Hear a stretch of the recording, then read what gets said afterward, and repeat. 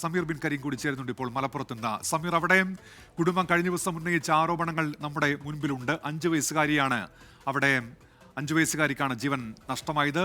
ആരോഗ്യമന്ത്രിക്കും മുഖ്യമന്ത്രിക്കും ഒക്കെ ഇപ്പോൾ കുടുംബം പരാതി നൽകാൻ ഒരുങ്ങുന്ന ഒരു സാഹചര്യം കൂടിയുണ്ടല്ലോ സമീർ. ഉന്മേഷ്, കഴിഞ്ഞ ദിവസമാണ് പെരുവള്ളൂർ സ്വദേശിനിയായ 5.5 വയസ്സുകാരിക്ക് ഈ തെരുവുനായ കടിച്ചത് മൂലമുള്ള ജീവൻ നഷ്ടമാകുന്ന ഒരു സാഹചര്യം ഉണ്ടായിരിക്കുന്നത്. സംഭവവുമായി ബന്ധപ്പെട്ട് കുടുംബത്തിന്റെ ആരോപണം എന്നുള്ളത് ചികിത്സാ നിഷേധമുണ്ടായി അല്ലെങ്കിൽ ചികിത്സാ പിഴവുണ്ടായി, വീഴ്ചയുണ്ടായി എന്നുള്ളതാണ്.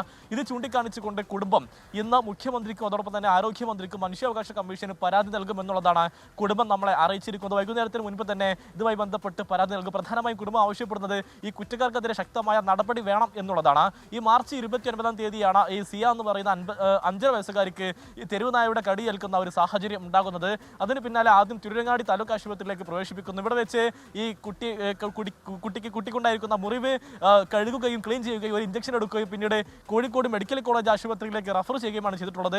ഇവിടെ വെച്ച് ഈ കുഞ്ഞിനെ കാര്യമായ ചികിത്സ നൽകിയില്ല എന്നുള്ളതാണ്. തലക്ക് ആഴമായ മുറിവാണെന്ന് അറിഞ്ഞിട്ട് പോലും ഈ കുഞ്ഞിനെ തുറന്ന മുറിവോടെ വീട്ടിലേക്ക് പറഞ്ഞയച്ചു, ഒബ്സർവേഷനിൽ പോലും നിർത്തിയില്ല എന്നുള്ളതാണ് ഈ കുടുംബം പ്രധാനമായും ഉന്നയിക്കുന്നത്.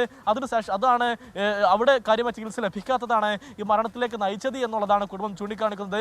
ഇത് ആവശ്യപ്പെട്ടുകൊണ്ടാണ് കുടുംബം ഇതുമായി ബന്ധപ്പെട്ട് പരാതിയുമായി മുന്നോട്ട് പോകാൻ തീരുമാനിച്ചിട്ടുള്ളത്. ഇന്ന് തന്നെ കുടുംബം പരാതി നൽകുകയും ചെയ്യുമെന്നുള്ളതാണ്.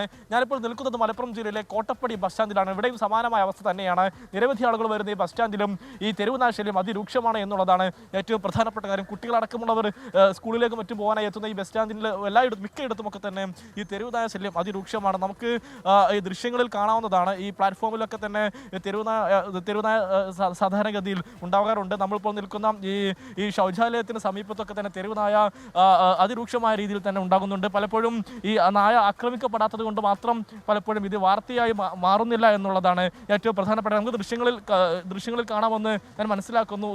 ഈ ശുചിമുറിയോട് ചേർന്ന് കിടക്കുന്ന ഒരു വാഹനത്തിന് തൊട്ട് താഴെയായിട്ടാണ് 2ഓളം വരുന്ന തെരുവുനായകൾ കിടക്കുന്നത്. പലപ്പോഴും ഈ ശുചിമുറിയിലൊക്കെ ഒക്കെ വരുന്ന ആളുകളെ ആക്രമിക്കാൻ തുനിയുന്നു എന്നുള്ളതാണ് ഈ നാട്ടുകാർ പറയുന്നത്. ഇവിടെ വൃത്തിയുള്ള ഒരു അന്തരീക്ഷമാണെങ്കിൽ പോലും ഈ നായയുടെ ശല്യം അതിരൂക്ഷമാണ് എന്നുള്ളതാണ് ഈ നാട്ടുകാരൊക്കെ തന്നെ പ്രധാനമായും പറയുന്ന ഒരു കാര്യം. ഉന്മേഷ്, സമീർ ബിൻ കരീമാണ് ഇപ്പോൾ മലപ്പുറത്തു നിന്നുള്ള വിവരങ്ങൾ നൽകിയത്.